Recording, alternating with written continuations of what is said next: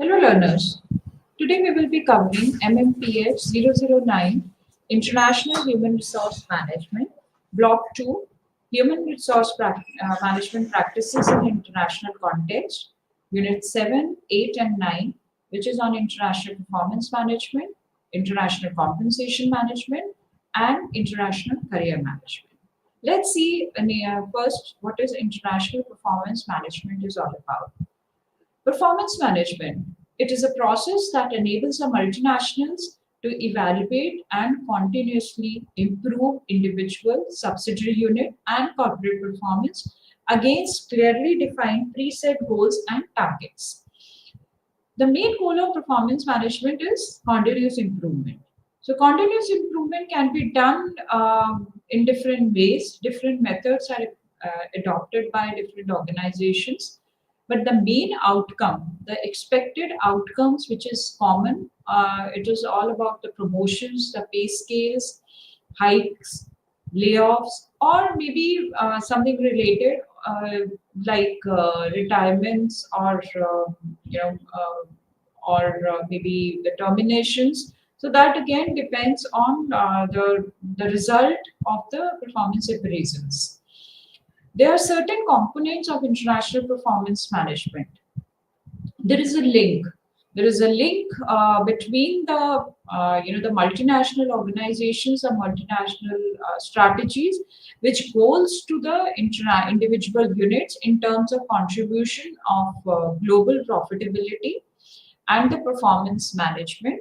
It is seen in the vertical side of in the diagram, where the multinational global strategies directed towards the subsidiary goals, and it directly relates with the individual employees, whether they are in PCN, TCN, or HCN. The job goals and the standards are the common. Whereas if we see the vertically, it is equally important on job appraisal, job analysis and performance appraisal, with direct and interrelated towards the individual employees of an organization. The expected outcomes or the appropriate outcomes and the behavior that contribute to organizational commitments and organization goals. The employees as the the box in the diagram, which is shown as individual employees, it is referred either to PCL, TCL, or MCN. But the commonly job analysis, job appraisals, or the evaluations is done on according to the expectations. So there is different purposes and roles of international performance management, of the international performance management. First is to provide the feedback to managers so they will know where they stand. It is equally important to provide the managers where they stand means what is what are the flaws which or what are the qualities they are inherited in them within the at the workplace, whereas whatever the flaws or what are the areas of improvement, it is quoted in the feedback. It is very important. The feedback has to be very constructive if we see from a strategic point of view. Second purpose of international performance management is for to develop the valid data for pay, promotion, or job assignments, or maybe the job roles, redefining the job roles, or restructuring the jobs. And job analysis has been done on the basis of that. It also provides a means of communicating these decisions. So these decisions from a appraisee point of view is equally important, because after that only if there is any hike in the pay or any promotion is due, that can be done after the appraisals. And from an appraiser's point of view also, it is developing a collective data or the valid data which is documented after the performance appraisal outcome, or it is based on the performance appraisal outcomes. It also helps to the management in making discharge and retention decisions. to provide a means of warning employees or about unsatisfactory performance. So after the performance appraisal management, the performance appraisal report is submitted or it is evaluated, the appraisee is evaluated. So whether he or she needs to be promoted or whether he or she needs to be, asked to leave the organization. So that can be the outcome from an appraisal, from a management point of view or appraiser's point of view. It gives a clear, bifurcation among the performance making employees, performing employees, and not performing employees. So if it depends on if those who are performing, to what scale, what can be the hike on the pay, or what can be the hike in the promotion, and if they are non-performing, what measures can be taken, and whether they are, the employees whom they can be retained after the warning, or the retention strategies can be developed or can be, make as per the policy on the basis of the performance appraisals. So there are different challenges to effective of IPM systems, specifically in the international performance management system.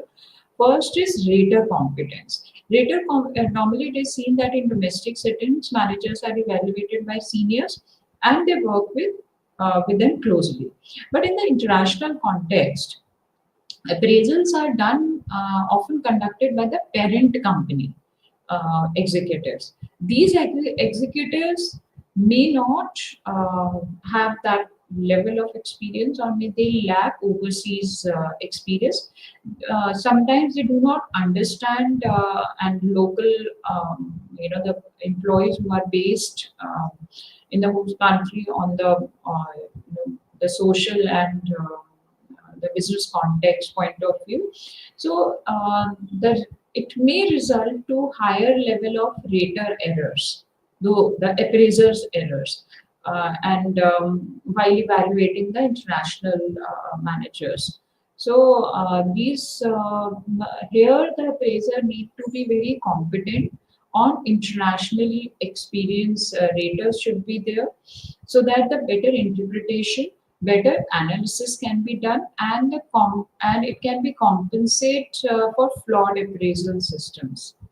So here the issues arises when the appraisal system is poorly designed, or the rater doesn't have an experience on the global context. Second major challenge is rater biasness. Even if the appraisals are done by host country HCM managers or home country executives with international experience, validity is not guaranteed. Cultural differences are caused due to misinterpretation of the behavior. That can be due to biasness of judgment about the, the about the people over there, or maybe also about the unfamiliar norms or unfamiliar styles of working. And these biasness is maybe because of preconceived notions. It can be because of unrelated actual job performance, or maybe some irrelevant characteristics. Maybe the accent or the appearance of the employees, or the background they belongs to, the culture they belongs to. This unfairly structure can also be an outcome of evaluation, which later on affects the appraisee on overall their promotion, or maybe sometimes there is no high. So this biasness is has to be clear. This should be unbiased on the basis of the raters. First, raters has to be globally experienced raters, plus they should be trained before pre-training before on the international performance management system should be given to them. So the third challenge to effectiveness is host effect environment. The performance appraisal on the foreign environment plays a very important role in expatriates' performance to ensure fairness. performance expectations must be aligned with both international context and organizational context. International context, but the parent company, or the organizational context, the host country, where the foreign national or the foreign employee is placed. This type of business structure also impacts performance. The wholly owned subsidiaries are often easier to manage than joint ventures. And working with local partners may introduce additional complexities among the employees. So the business structure has to be strategically, if required, restructuring can be done, or the consideration for both global environment and the local environment has to be taken in during the performance management system. The next challenge is whole versus part, which refers to the multinationals which operate across multiple locations in different national environments. So these multinational organizations integrate and culturally needs to be very strong, and it is very essential for them on the for the global success. The overall benefit of corporation takes precedence over the short period term of profit individual subsidiaries. For example, a subsidiary may be set up in a competitor dominated market, and the joint where here the joint venture may be formed. So it needs to be known that which country they are operating, and is the system really integrated, and the control from MNC uh, is structured, is strategized in a smoother manner, or there is a part of control is there and part of the host country is there, then it is a difficulty for to manage the performance and the as per the outcomes or the goals of the organization. There is another challenge which is relates with the data, that is non-comparable data. The data obtained from subsidiaries may be neither interpretable or it may be non-reliable data. For example, there is a sales in Brazil which may be skyrocketing. But there are reports that Brazilian government has imposed some taxes or imposed some new exchange controls within that year. So here it is very difficult for the multinational organization to get the profits to come out of the profits. So it is this non-comparable data sometimes is due to the external environment of the business structure. So this is again a very important, that may happen due to policy changes in the government, or maybe the taxation, or maybe also sometimes the organization geographically where they are based out at. So whether that the people, the data collected from that particular geographical location is comparable to the other country subsidiary or not. Sometimes it is very non-comparable based on the geographical location as well as on the the growth or maybe also the economy of the country. So next challenge is volatility of the global environment. So global businesses, the global environment is highly volatile. They are turbulent and very unpredictable. It is sometimes very difficult to predict the global business environment if there is any, especially in terms of long-term goals. So here, these goals needs to be very flexible, because if there is any changes in the policies or in the strategies of the government officials or maybe the government of that particular country, they need to adapt the market contingencies. As per the PUSIC, a rigid and short-sighted approach can lead to subsidiaries to follow outdated strategies, or maybe the result in misalignment with the current environment. So it is very important to be flexible in that manner because of uncertainties, especially on the global environment, or maybe because of any natural disaster can happen, or maybe anything which happened in global environment. It is seen in last few years where the globally businesses were impacted due to COVID. The other challenges is separation by time and distance.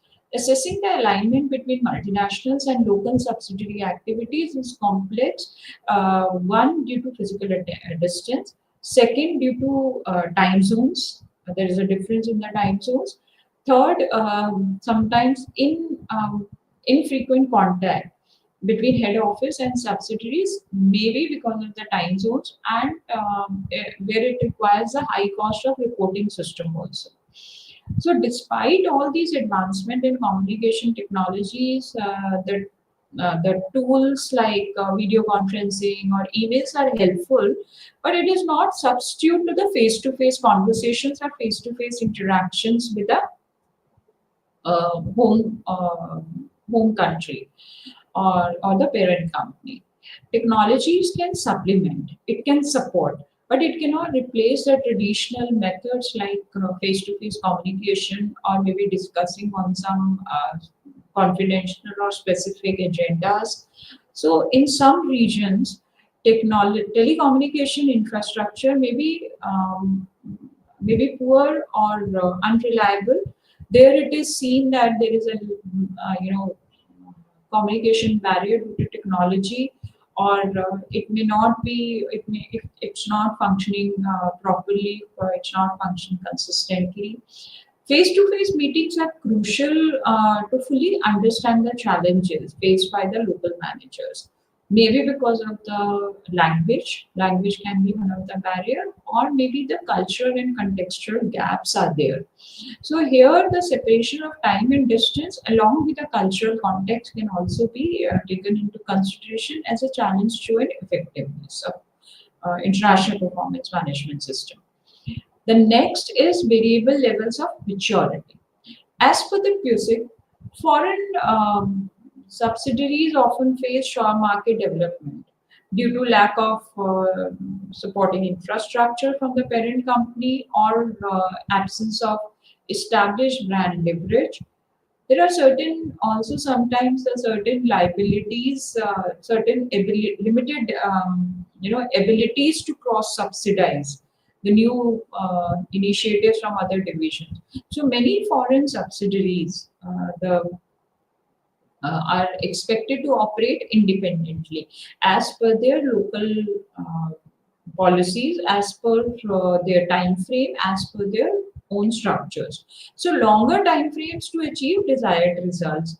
And here it is seen that the greater difficulty happens, which compared to domestic operations. So the support system is not there. The infrastructure is not accurate. So sometimes it is very difficult for them to get into the on the operational level. The performance management must therefore acknowledge these delays as part of the context, and adapt expectations accordingly. So there are different levels in terms of structure, in terms of supporting infrastructure, in terms of taking new initiatives. So it affects directly on the performance management system also. So expatriates are assigned to foreign operations to fulfill specific tasks, which is as per their job role, as per the the task given by the parent company.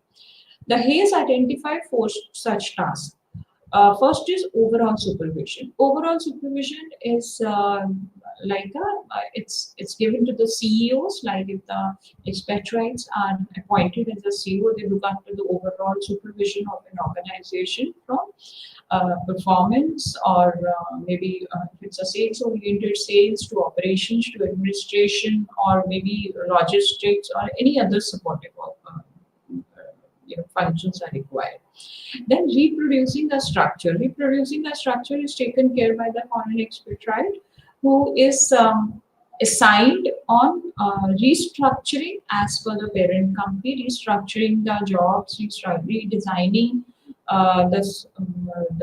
the jobs of the job analysis, the performance management systems. So here they are known to be as a CEO or they are known to be as the analytical portfolios.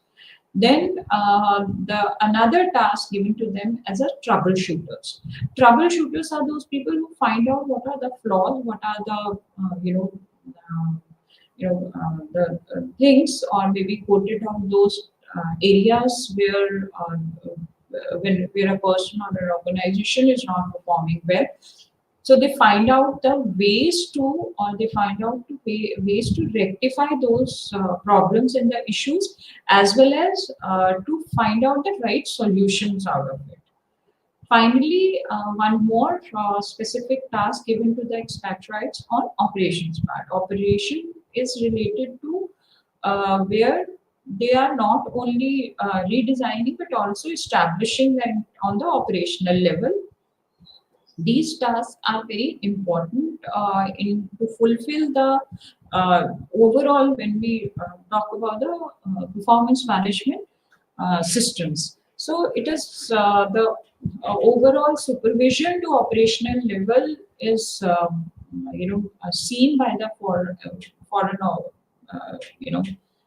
expatriates, foreign nationals, to look after not only finding out the ways to, not only finding out the flaws or the problems, but also ways to rectify those problems. So there are the certain criteria in management system for the evaluation of the employees. First is training, how many trainings they have done and how trained they are, or is there any certifications on that. Then is experience, what is years of experience, technical skills, maybe any for some specific project or some specific um, skills if they have. Social and language skills, are they, do they have personal or do they have interpersonal social skills or not, which is sometimes required and it is a part of a job profile. Education relates to the academic credentials. Targets which is given by the organization to the employee, whether they can be achieved within the timeline or not, or it is extendable, or what was the time, what was the support system they required to achieve the targets, and so on. It is directly derived from the parent company objectives. So it is also directly derived from the subsidiary objectives and also by the local objectives. So these targets are not only from PCN but also from subsidiary and the local offices also. So individually dictated development goals are also one of the where the manager or the supervisor directly give the targets to the subordinates. Then is attitude for flexibility. It is mainly on the long-term objective or long-term goals which are given to them, where how flexible they are in adaptation. Interpersonal understanding and communication skills is very important, which relates with the social skills as well. But somewhere the language skills is all about the dialects and all about the technical side of a language. The communication is not only what they are speaking, but how they are speaking, focusing on the articulation skills as well. Then is evaluation can be done on the basis of ability to cope up the stress or of the assignment. It can be culture shock also. It can, if we talk about the international performance management systems, openness to change, whether employees open to change or they are very static and they are very rigid on doing in their own way. Job performance relates directly with the targets as well as uh, the the areas which are assigned to them.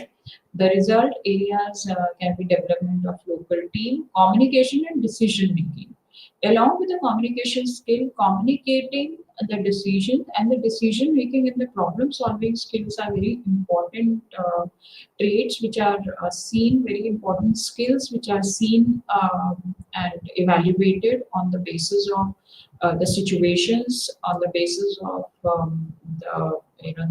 the cases they are given, or maybe the targets they are given, how they react to that, how good they are as a decision maker or the problem solver. Personal growth and development that relates with how much they have developed themselves in during that particular tenure or while doing the job, or whether they have focused on the personal growth also or not. So application of newly gained expertise, so whether during a specific period of time, whether they have obtained some new skill or new qualification or maybe new experience altogether. So when we talk about the criteria, so it is basically looking after the holistically evaluation, not only in terms of their own personal, but also aligned with the organizational goals. So personal growth and development has to be aligned with the organization goal on which the performance management system is based on.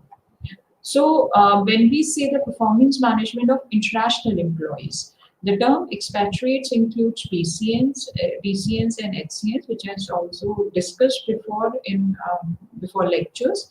PCN refers to parent company nationals, TCN is third country nationals, and HCN is host country nationals on assignment to headquarters. The broader term international employees also include the non-expatriates, such as international business travelers. Also, the issues faced often common in both groups. There are certain groups which, there are certain challenges which is based, which is, very common among both the groups, whether it is expatriates or non-expatriates. So, type of international assignments.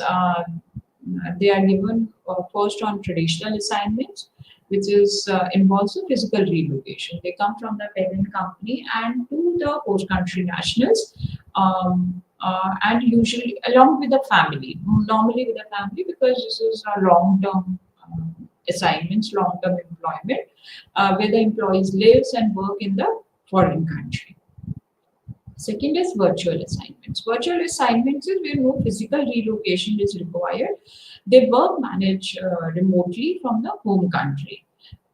The good performance management system must address both assignments types. It depends on the work country. It depends on the work area. It depends on whether it can be able to do it remotely or not, or it can be done only on physical reallocation. Depends on the task which is discussed. Here, if it is overall supervision is required, then it can not be virtually. There the physical allocation is important, or it depends on if it is troubleshooting on a technical side. So one can do, virtual assignment, also take it as a virtual assignment on the technical skills. Technical skills here, I mean uh, the implementation of the softwares or implementation of specific systems through computers, but that can be done virtually through shared documents, or maybe sharing the virtual platforms, or it can be look after from that angle as well. So, but when we say PMS, overall PMS must address both the assignment because they are equally important as per the task given to them. There are certain key variables which affects the expatriate's performance. First is compensation package. Second is assignment related task and roles. Third is support from headquarter. Fourth is host country environment. Fifth is cultural adjustment. These all the performance evaluation parameters are very interrelated. And in the form of it is a foundation of managing international assignments, setting the assessment criteria, and designing the effective global performance management system.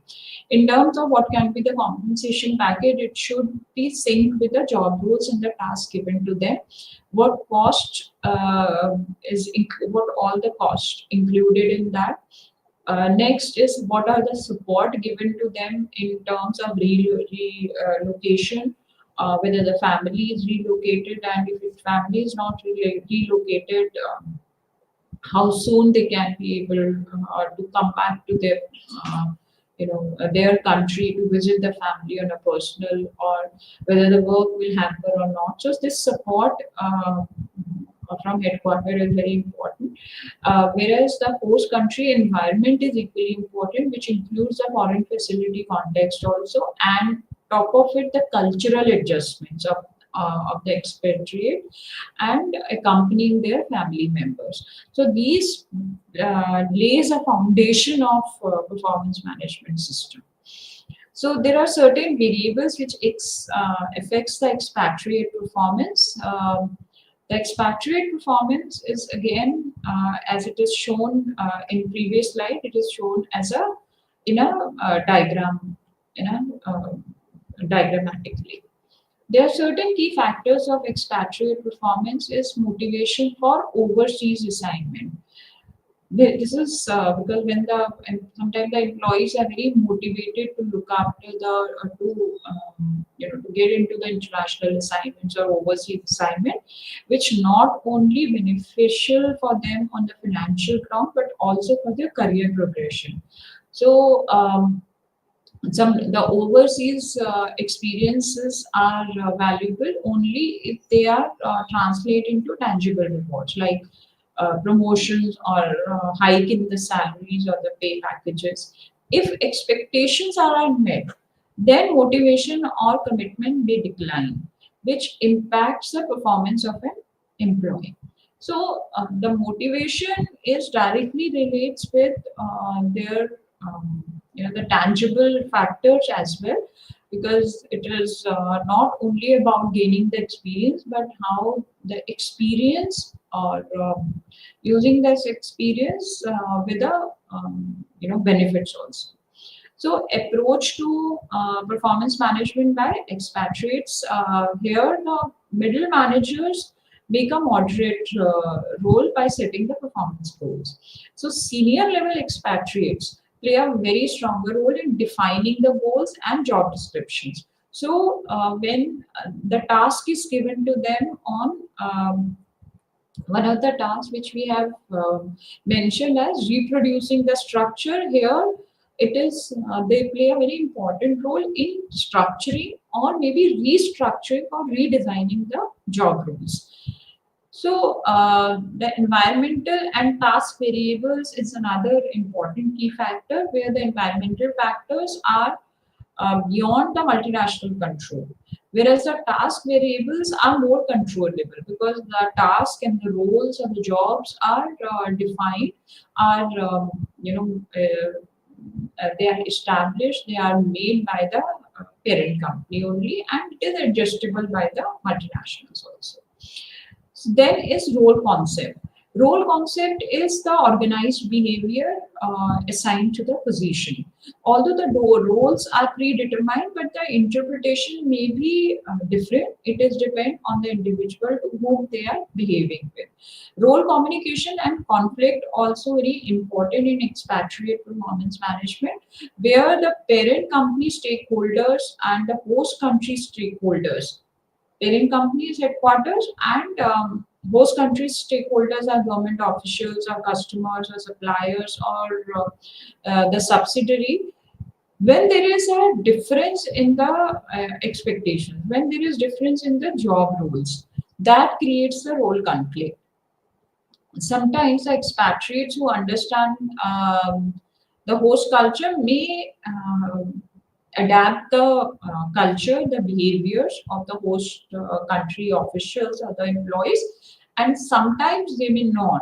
Sometimes there may be more role-related challenges which can cause because of the intercultural interactions. So here the role communication and conflict is very important factor in performance management system on for the expatriates, because here whether they are it's seen as an adaptability in that particular environment, or on that particular role with that particular environment or not. So role conflict basically offer, affects the commitment to the private to the parent company, whereas there is no significant impact on the commitment to the host country. So it directly relates with the parent company only. So it contributes the stress and reduce motivation if expectations from the home or the host stakeholders clash. Role autonomy, that is job description. So it is a freedom an employee has to make decisions at work. Structured work methods are made, which is common in foreign countries, which reduce the job description. Feldman and Thompson findings, as per the research done by them, the change in the job duties improve adjustment, and change in organization hinders adjustment. So if there is a job rotation or job rotation is there, it improves the adjustment among, it gives more adaptable behavior among the employees, whereas hopping on the other organization, change in the organization may hinder the adjustments. So, when we say performance appraisal, the evaluation, the main thing, it can be done either on hard criteria, soft criteria, and contextual criteria. Hard criteria is based on the profits made by them on the basis of the tangible areas like market shares, the hard, it is very easy to collect because it is all quantified, it is all interpreted in the same manner, and it is easy to assess. There are certain limitations which is not ideal for comparing expatriate and domestic managers. It do not account for unique international challenges like cultural, political, or economic factors. Whereas the soft criteria based on the traits, the behavior, the interpersonal relationship with the employees, the adaptability based behavior is also seen. There is, it's very critical in the cross-cultural work environments. Some of the challenges which is very subjective, because sometimes the way they behave cannot be assessed in the same manner as it can be lead to the data biased also, or maybe the inefficiency of the bias for the rater also. How they interpret that particular behavior, or how they interpret that understanding on the culture and context. So the rated errors is much more seen on the soft criteria rather than on hard criteria. Whereas a contextual criteria is very specific. It is based on the assignments. It is based on the job task given to them. Example, cultural and language barriers and environmental constraints can happen. The role is explains the external conditions affecting performance, and it helps to interpret variations in both hard and soft outcomes. Standardized or custom performance appraisal form. Many domestic firms use specified appraisal form for different job categories, but and these forms are error-free performance data of the performance, performing the personnel decisions. It also enables the comparison among the employees. But the question is, can these standardized form used for the international managers as well? If the performance context is unchanged, standard forms are valid. But for the expatriates, since the context is changed abroad, the domestic forms may be meaningless. Most of the firms redesign for the expatriates, keeping in mind of the cultural norms, and there are different forms for the domestic appraisals and different forms for the expatriates. So the appraisal is done. The frequency of appraisal is normally yearly basis, but it is seen on a half yearly basis also. But appraisal is done on a year end also only. Performance feedback is regular feedback after review of essential continuous improvement of performances. In case of expatriates, feedback may not always happen because they are assigned the specific task, they are assigned the specific context from a geographically, they are the geographically distant managers, and the geographically dispersion is important rather than on because it necessitates dependencies on emails communication or the virtual communication. So there are certain tips for effective expatriate performance appraisals. Stipulate the assignment's difficulty level in an objective manner, with the evaluation more towards the on-site manager's appraisal than towards the on-site managers. If the home site manager does the actual written appraisal, he or she may use for the former expatriate from the same overseas location to provide background evidence advice during the appraisal process. This helps the home site manager see things in perspective. Modifying the normal performance criteria used for particular position in domestic context just fit the overseas position and characteristic of that particular locale. Attempt to give the expatriate manager credit for relevant insights into the functioning of operation and specifically the interdependencies of the domestic and foreign operations. So with this expatriate performance appraisal, the Heavens model is based on five levels. First is organizational context and components, which relates to the organization structure, policies, the jobs and the job redesigning, job structures, reporting structures, and all. So mediating effects relates with who is reporting to whom and who is the supervisor, subordinate. Performance expectations is what are the goals and objectives, whether it is sync with the organizational goals are synced or aligned with the personal growth and objectives or not. Day-to-day management context relates with where the regular exercises, regular formative assessments can be done on a regular basis. If there is any challenges expatriates are facing, that can be rectified, that can be taken care of time to time.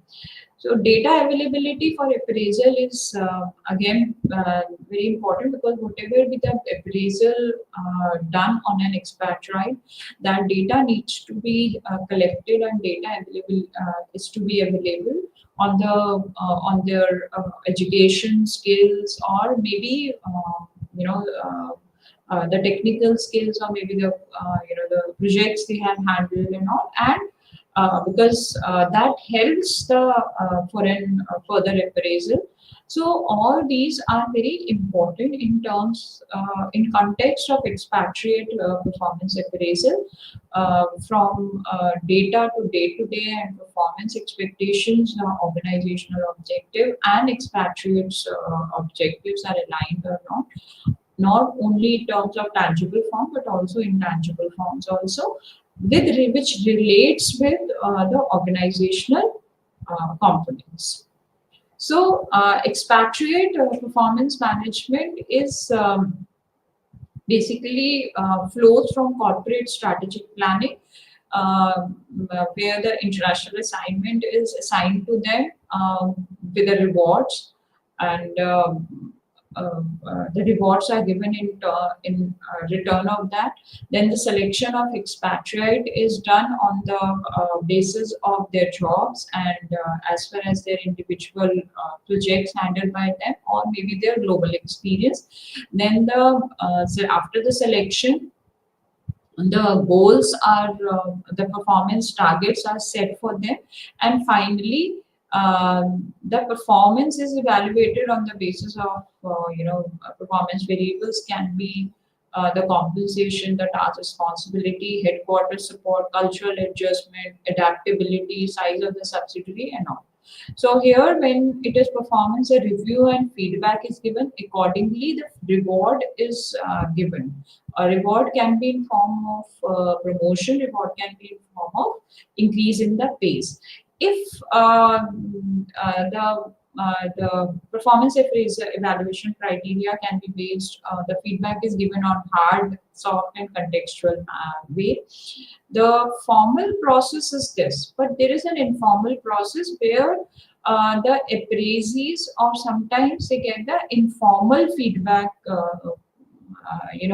coaching also. Maybe wherever it is required after selection of expatriate, before setting the target, some informal guidelines is given to them before setting the standards for the performance targets, which help them in performing in a better way, which help them in performing to get the best of the rewards. When we are talking about the rewards, it directly comes in our mind the compensation management. The global compensation management is the decisions which actually very serious HR issues. So compensation management and the compensation strategies should align with companies' overall international goals. The new and the small multinational firms often afford high salaries, so they must control the cost wisely and offering the employee ESOPs in a smart move to cost saving and motivation.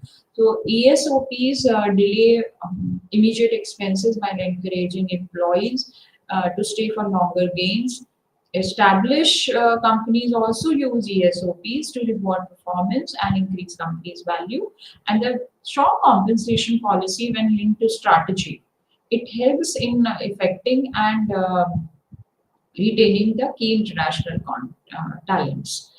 So, its performance appraisal management system, the main objective is to give the reward in context of in terms of a good appraisals. So total reward system which comes under compensation and benefit system, which helps them multinationals to build a positive and employee friendly reputation, and it is very crucial for multinationals with employees which spread in different countries, because they have to manage the rewards as per the country's you know, living standard of living, or maybe the kind of economy they are, the subsidiaries are. So it is further bifurcated into financial and non-financial. Financial directly relates with the salaries or bonuses or incentives and all, whereas the non-financial relates with the recognitions. It may relate with the flexible timings. It also relates with meaningful work or maybe the job allocations. It comes to be a low cost to the, or maybe a no cost to the company, the non-financials. Because some people are very they are very focused on what kind of job role and what kind of recognition they are getting in the organization. So basically the overall total reward system is very well structured. It has to be very well structured system which not only improve the retention but also attract the top talent from the industry at the global roles. So there are certain hardship compensations which the expatriates are paid extra to difficult conditions like war zones, remote areas, or lack of basic amenities. It is a financial, reward or financial compensation which is given to them. Then there are subtle hardships which are the cultural shocks or racial discriminations happens, and also this is one of the challenges. Purchasing power parity is PPP, where they have to maintain the same standard of living abroad as in their own country. It is seen in the expatriate to provide the global cost of living data to help to calculate PPP. Tax equalization. Taxes is, to knowing the taxation policy and knowing about the taxes is very important, where they would have to be in their own home country or the company pays the rest in the host country.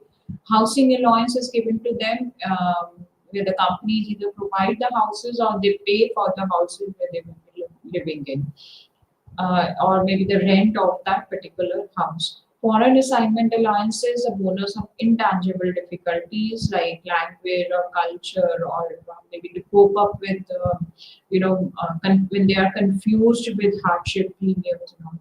So, going rate policy is all about the salary, which is based on local compensation of the host country. So, these are the few financial reward system or the financial compensation systems. Then comes the incentive pay. Incentives is pay for performance, PFP, which is the reward specific paid on how much, what are the performance result and how much they have performed, or maybe on the hours spent at work. So multinationals also have a variable pay system where the part of the total pay is dependent on the performance of the executive. Maybe they say it is a variable. If it is designed in a way, if they achieve these targets, they will be paid 20% or 30% or 10%, whatever be the variable that is included in the existing pay structure with the cost to the company. So these expatriate assignments are costly, and hence HR managers always keep their fingers crossed while observing the overseas performance of their executives. So there are certain cultural factors where they play. Local culture plays a very important role in shaping the expectations around remuneration. In US, pay for performance is widely accepted and aligns with the cultural values, whereas in the Asian countries, age and tenure are more valued than tangible results. It's seen that the performance appraisal is done on the age rather than on performance. So high power distance culture preferred a reward system and reinforce hierarchy and authority. One size fits for all compensation policies often fail in culturally diverse group. Metro cities with cosmopolitan workforce may accept high executive pay and bonuses. Misaligned pay practices can trigger resentment and reduce workforce morale. Regions with strong trade unions, for example, Kerala, may view such practices as exploitative. Compensation design would refer cultural, regional, and organizational realities. There are different approaches which is followed by multinationals in compensating their expatriates. First is balance sheet approach. Here, it balances the expatriate purchasing power with home country using allowances like hardship premiums or tax equalization and all, which ensures there is no financial loss and maintain the standard of living. But it is very complex to administer and to result in financial gain despite in break-even.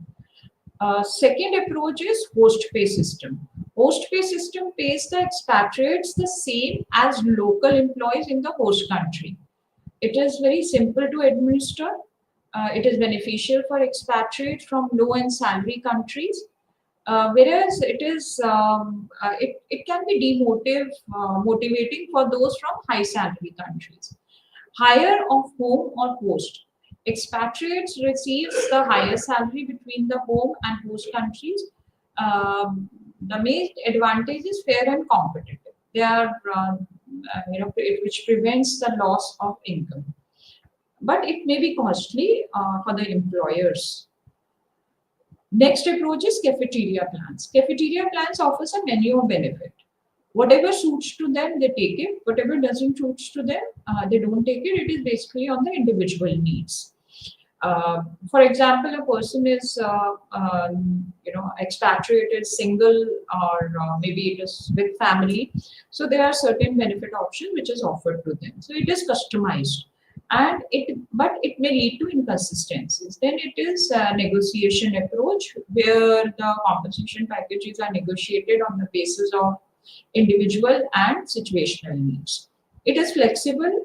It is also customized. It may enhance the acceptance of assignments as well. But equally, it is inconsistent also to sometimes. So the compensation management of HCM is consider local culture, practices, legal regulations, and all. The major challenge of multinational is disparity between HCN and expatriates pay. Expatriates are usually paid significantly more than HCN for similar roles. So there is only one solution which equalize salaries and provide deferred reward to expatriates upon repatriation. And this solution fails if expatriates stay in the host country for a longer term. Longer term means over 3 to 4 years. So the emerging trend is use of flexpatriates, employees who travel frequently for shorter periods, maybe for a month or 2 months, then they again go back.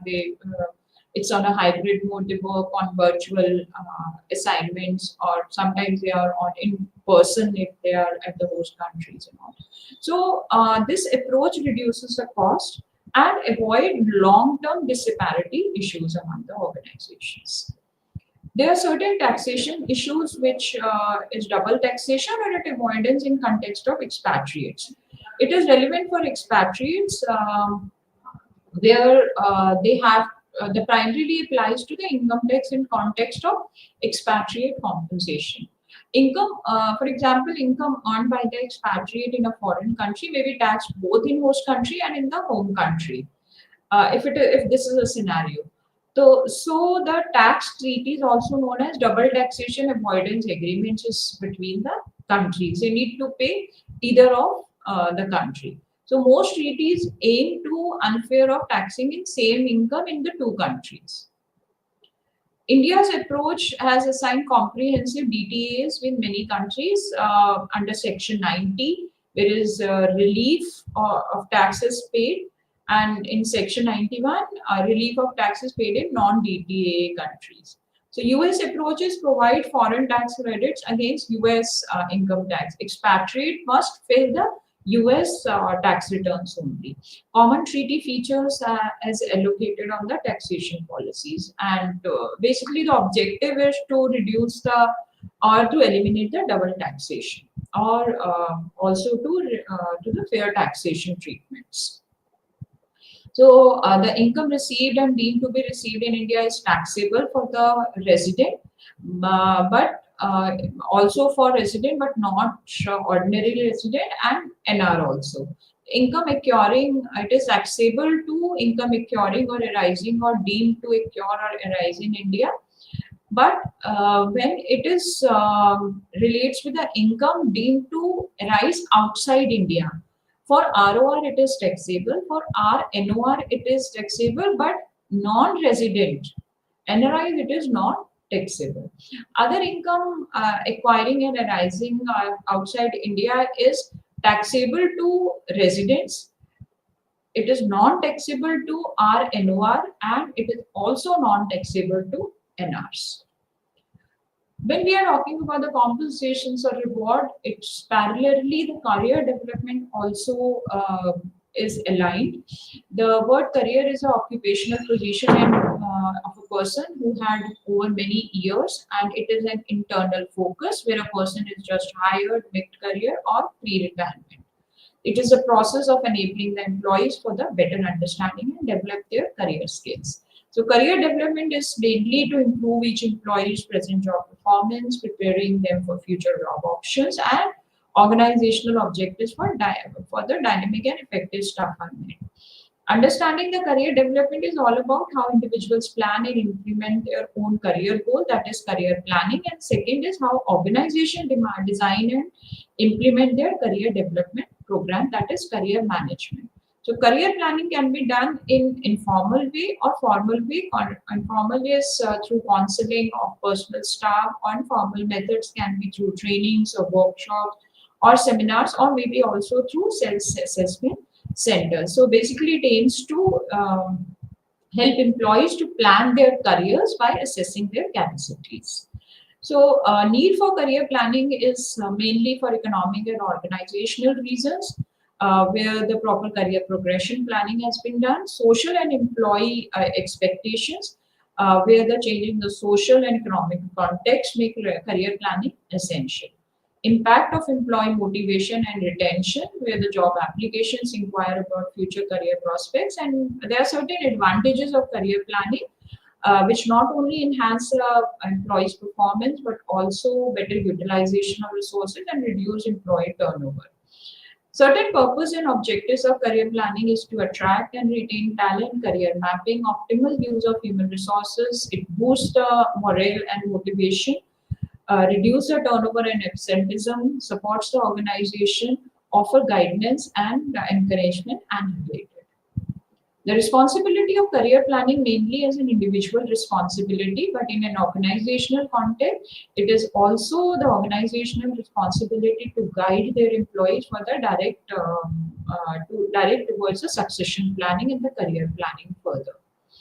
The process of career planning and development is revolves around the career development activities which assist the employees in assessing their own career needs, developing and publishing available career opportunities, and aligning employees' needs and abilities. So, career planning process and activities is from preparation to review. In between, there is a building of career paths, locating and identifying employees, formulation and maintaining the age balance while taking employees up and career path. So personal inventory has to be maintained at different levels on the existing number of people manning the organization, type of existing employee status, duties, job roles, their qualification, age, and all. Employees' potential for career planning, the two tools I use for performance, it is either by performance appraisal or merit rating, where they identify the employees with the necessary abilities and the potential and willingness to climb the career ladder. Possible outcome of performance appraisal and merit rating is ready now with minimal training. Group B, potential for further training. If there is training is required, the employees who could not perform. Group C is capacity but lack interest or desire, where they even don't have desire to accept the higher responsibility. So formulation and implementation of training and development is done as further on the basis of the performance appraisal done, and the emphasis is done on technical skill on the skilled workers. Age balance and career path has to be accommodate men at the same level on the managerial hierarchy. So career counseling is the wisest approach to provide a scenario on the opportunities which might become available. It is sometimes, most of the time it is informal, but it can be done on a formal manner also.